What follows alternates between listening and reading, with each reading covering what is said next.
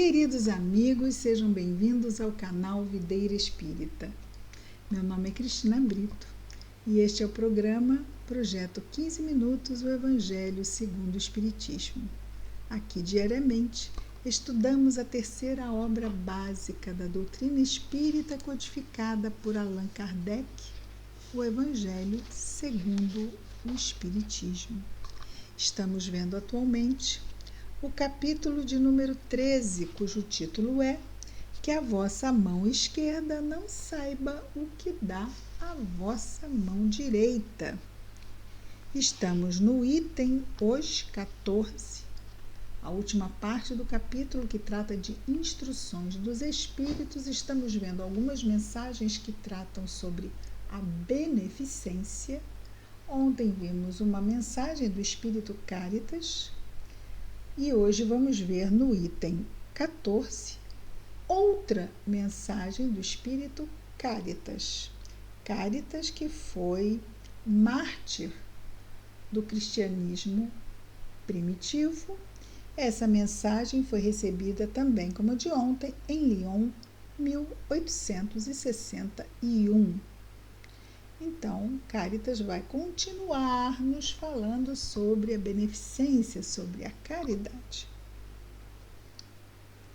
Há várias maneiras de se fazer a caridade, que muitos dentre vós confundem com a esmola. Então, caridade, esmola. E ela, mas não é também dá para quem está precisando? Não é tudo esmola? Ou então, não é tudo caridade? Não. Ela vai explicar a diferença. Então, há várias maneiras de fazer, todavia, há entre esmola e caridade uma grande diferença. A esmola, meus amigos, é algumas vezes útil, porque alivia os pobres. Aquela moedinha que a gente vê sobrando na bolsa, e que ele olha, tipo, o que é que eu faço com isso? Eu vou ter que juntar mais outras tantas esmolas. Muito difícil para quem pede, sem dúvida. Muito difícil para quem dá. É constrangedor, né? Tirar aquelas duas moedinhas, é o que tem na bolsa, sua desculpa. Quantas vezes, né? Sua desculpa, o que eu tenho aqui agora é... A esmola, meus amigos, é algumas vezes útil porque alivia os pobres. Alivia. Né? Mas é quase sempre humilhante para aquele que a faz e para aquele que a recebe. A caridade, ao contrário, liga o benfeitor e o beneficiado e depois se disfarça de tantas maneiras. Quando há essa possibilidade de se atender e a pessoa fica sem jeito, desculpa, olha, não, desculpe, obrigada, nem sei como agradecer. Não me agradeça. Eu é que lhe agradeço a oportunidade que você está me dando de poder te ajudar. Isso me deixa feliz. Então, né, fica, obrigada. Então, vamos fazer assim, nem aqui, nem lá. E vamos agradecer a Jesus, que nos possibilitou essa oportunidade. Né? É importante se ter gratidão? Muito importante. A gratidão que a pessoa manifesta é importante. É muito importante. Mas nós somos veículos de a providência divina amenizar um pouco a dor daquela criatura que nos deu condições para nós podermos fazer isso, para nós estendermos a mão fraterna ao outro. Quem nos deu o que nós estamos disponibilizando ao outro? Não foi Deus? Não é? Porque Ele poderia ter nos colocado na condição daquele que pede. Está nos colocando na posição daquele que pode dar. Mas se vai dar ou não vai dar, livre-arbítrio. Mas Ele nos deixa condições de nós estendermos essa doação, o ato de doar, de dar.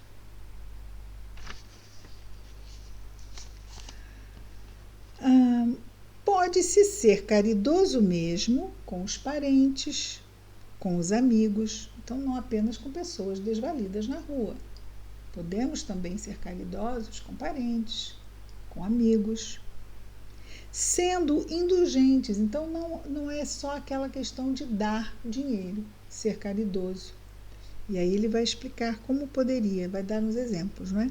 Sendo indulgentes uns para com os outros, em se perdoando as fraquezas, né? Sendo tolerantes, não é?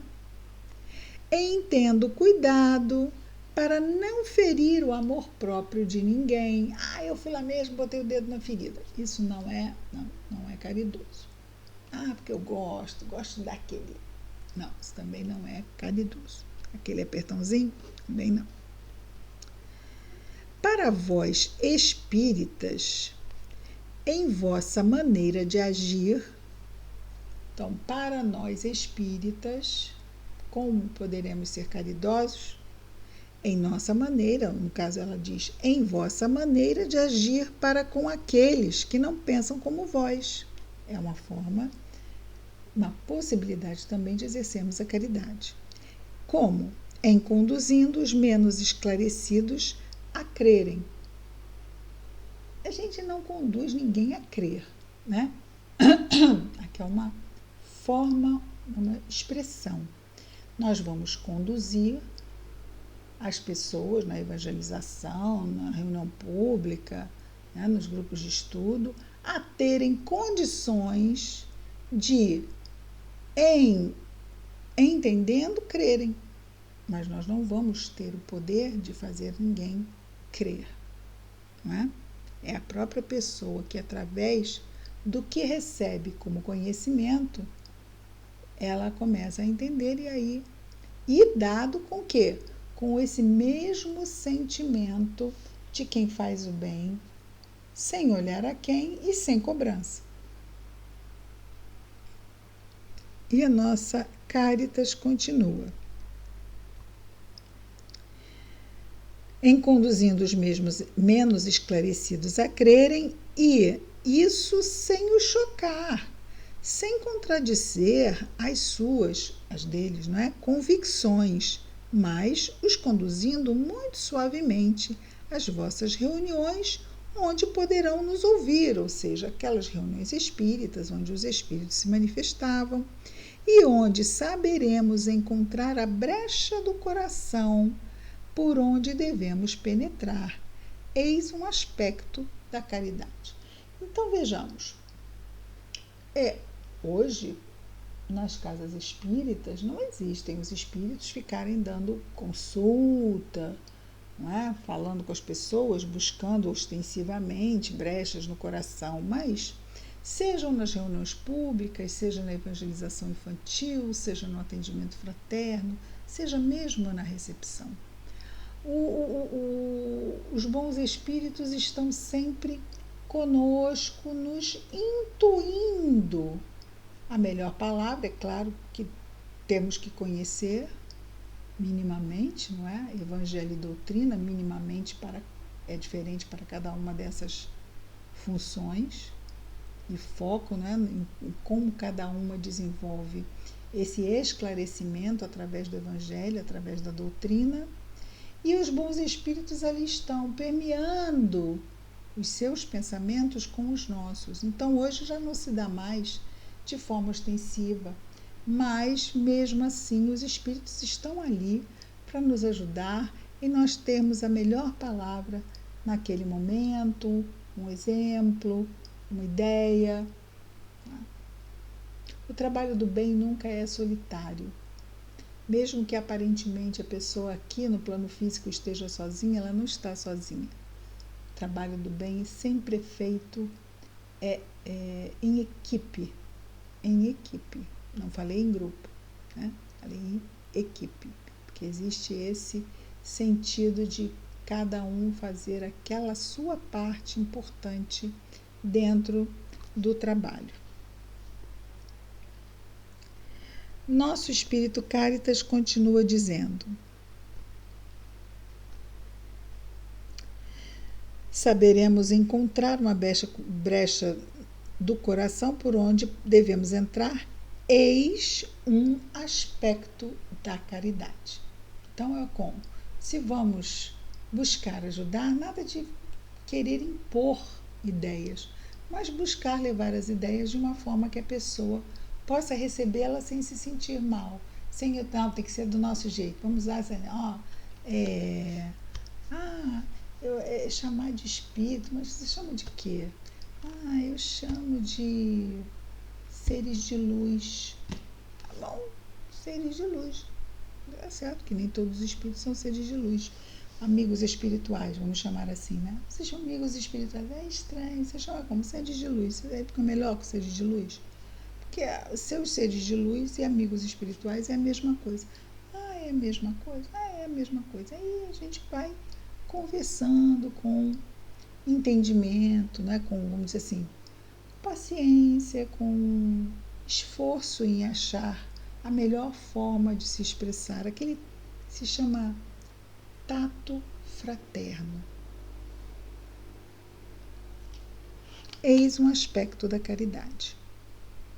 Escutai agora a caridade para com os pobres, esses deserdados do mundo, mas recompensados por Deus, então os pobres são recompensados por Deus, mas se atenderem a um critério. Qual é o critério?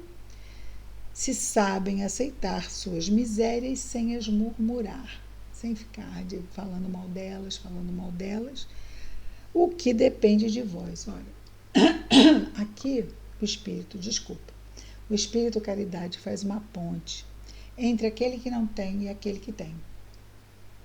A lei de sociedade fala sobre isso. Nós estamos aqui para aprendermos que somos irmãos. Então, essas diferenças sociais vêm também para buscar nos unir. Aquele que não tem hoje, amanhã pode não ter e vice-versa, mas independente de quem tem ou quem não tenha, quando não, se todos nós estivermos atentos a ajudarmos com o que podemos ajudar, como o mundo estaria mais leve de necessidades. E aquele que maldiz a sua necessidade, mas se tivesse olhares para ajudá-la nessas necessidades, aprenderia ou buscaria bem dizer mais do que mal dizer. Então, por isso é que ela nos diz aqui que depende de nós também, não é? Essa murmuração dos que não têm. E aí ela vai nos trazer um exemplo. Vou me fazer compreender por um exemplo. Vejo várias vezes na semana uma reunião de senhoras de todas as idades. Para nós, como sabeis, são todas irmãs. Sim. Eles não distinguem, né? Todos os espíritos são filhos de Deus. Sendo assim, somos todos irmãos. Aquelas senhoras, para ela, são todas irmãs. Que fazem elas? Trabalham depressa. Os dedos são ágeis. Vede também como os rostos são radiosos e como os corações batem em uníssono. Não é esse aqui, né? Esse coração aqui dentro da caixa torácica. O coração do ideal. Batem, elas todas têm o mesmo ideal. Mas qual é o seu objetivo? Qual é o seu ideal? É que elas veem se aproximar o inverno, que será difícil para os lares pobres. Faz agora uma analogia à fábula da cigarra e da formiga. A cigarra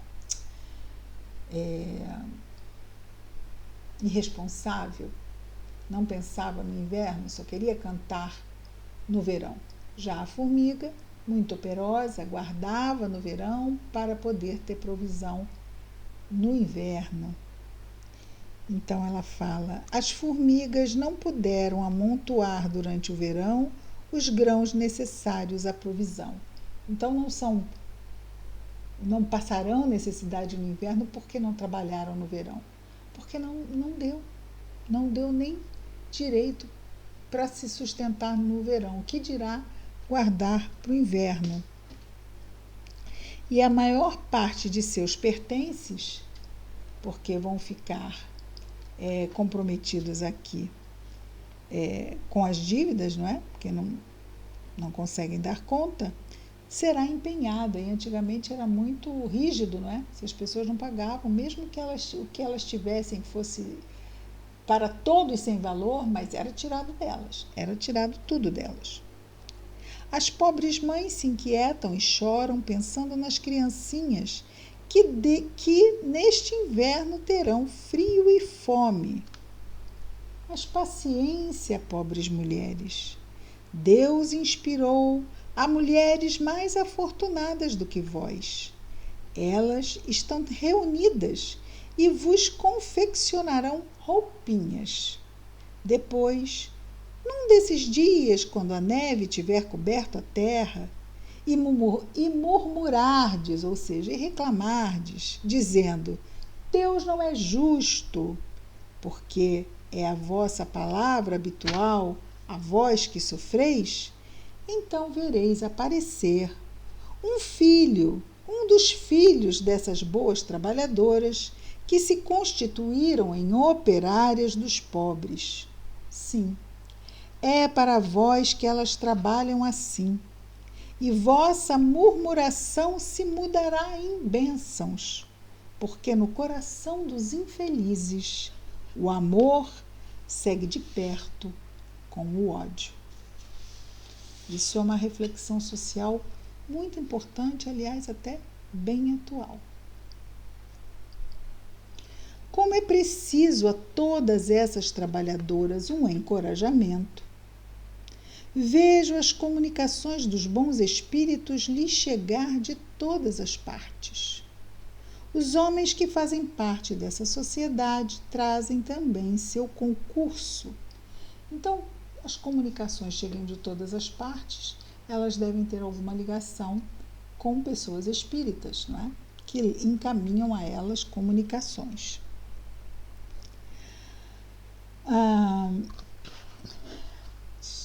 Fica quietinho. Os homens que fazem parte dessa sociedade trazem também seu concurso, fazendo uma dessas leituras que agradam tanto. E nós, para recompensar o zelo de todos e de cada um em particular, prometemos a essas operárias laboriosas, uma boa clientela que lhes pagará dinheiro contado em bênçãos. Então, existem países que têm o real, né? Tem país que tem o real, outro país tem o dólar, tem países que têm o euro, mas esta moeda aqui paga em dinheiro,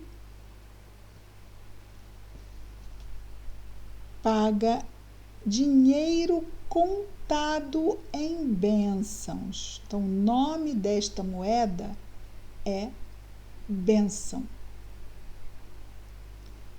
Muitas moedas de bênçãos. Dinheiro contado em bênçãos. Única moeda que tem curso no céu. Ou seja, é a única moeda que circula na pátria espiritual. É a moeda das bênçãos. É a bênção. O nome da moeda é bênção. Se tivermos muitas moedas, bênçãos. Lhes assegurando, então, elas que estão colocando essas moedas para circular, esse dinheiro, que ele usa bem a palavra aqui, dinheiro contado, essas bênçãos, elas lhes assegurarão, por outro lado, e sem medo de muito avançarmos, ou seja, sem medo de exagerar. O Espírito Caritas, sem medo de exagerar, nos diz... Tem alguém querendo me bater?